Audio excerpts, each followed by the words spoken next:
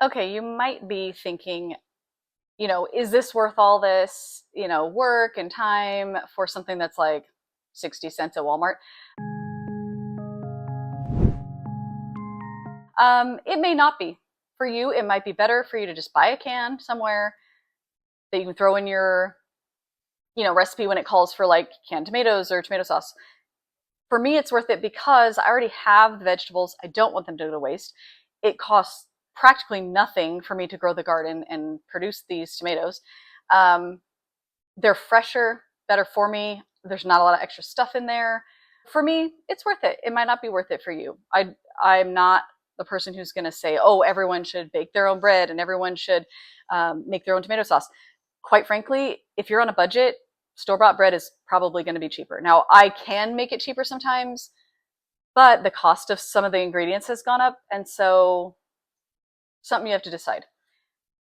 There are things that are going to be cheaper and they're going to save you money. And I'll try to always mention that. I do want to encourage people to be thinking like this. What can I get for free or on sale, and then save it for the future, because that is saving you money, right?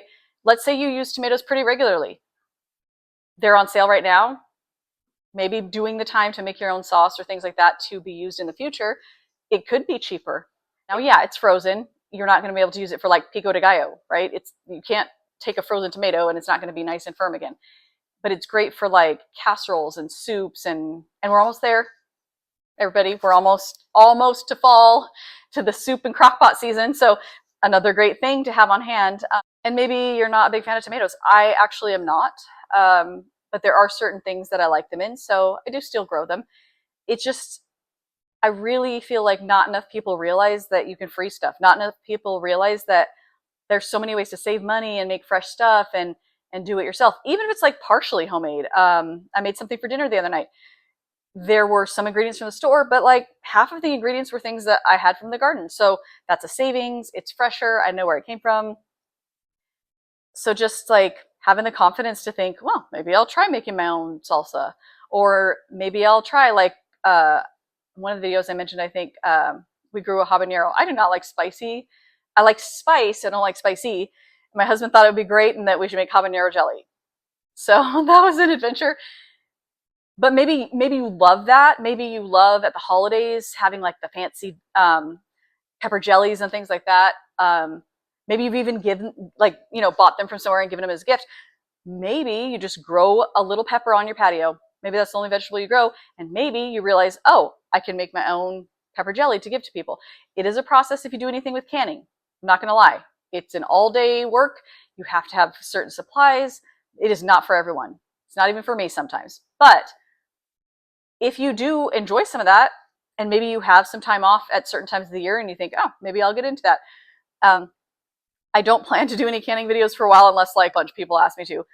It is not my forte, and I prefer other preserving methods or menu planning to preserve things. What I mean by that is I know there's a lot of people out there like shopping your house, shelf cooking, things like that, which are so great. I'm trying to do that. I mean, obviously I know to do that, but sometimes, we all get lazy and whatever. But I also try to do it by my menu planning. So for example, this week I'm going to make a tri-tip roast, a beef roast on Monday.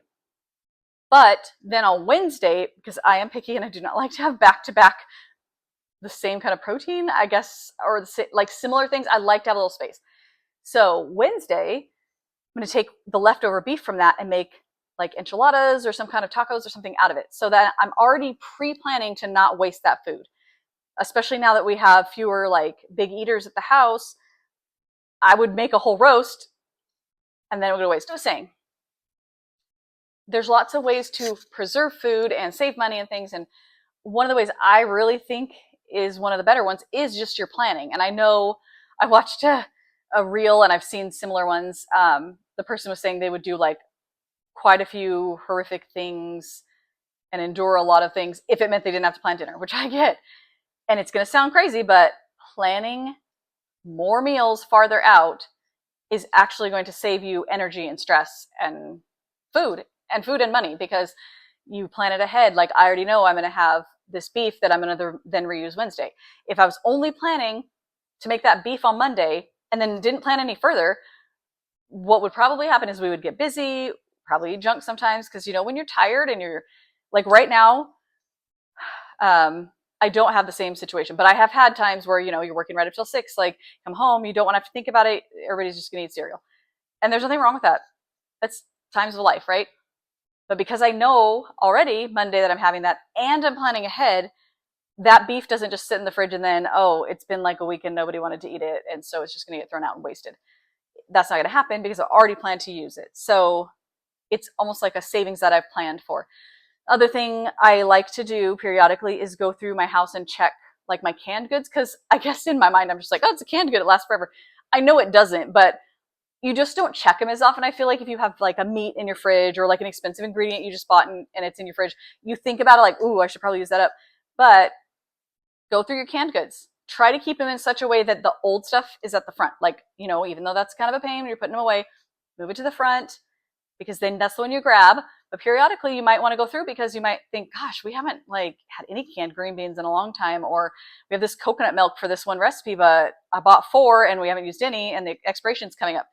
Then when you go to plan your meals, okay, I really need to use up, that piece of meat that's been in the freezer for a while, and I need to use up that coconut milk that I bought a 4-pack of and things like that. Then you don't waste that money, because not wasting the money and not wasting the food is still saving money. And if you feel like that would be beneficial, I have been thinking about doing kind of like a walkthrough menu planning with me. If that's something you're interested in, let me know, because like lots of people do videos like that, so I don't know if that would necessarily be helpful. I mean, there are a few things I probably do a little differently. And I cook a wide variety of food.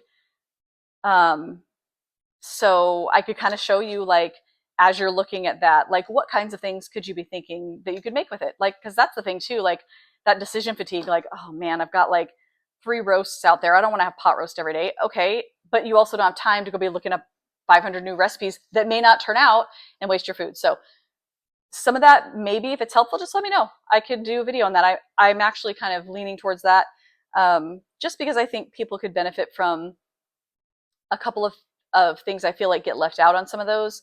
Also, you may not be in a home or budget situation where you have a big stockpile of stuff. You may not have like, a lot of freezer space. You may not have money to be buying extra foods. It is sometimes worth it.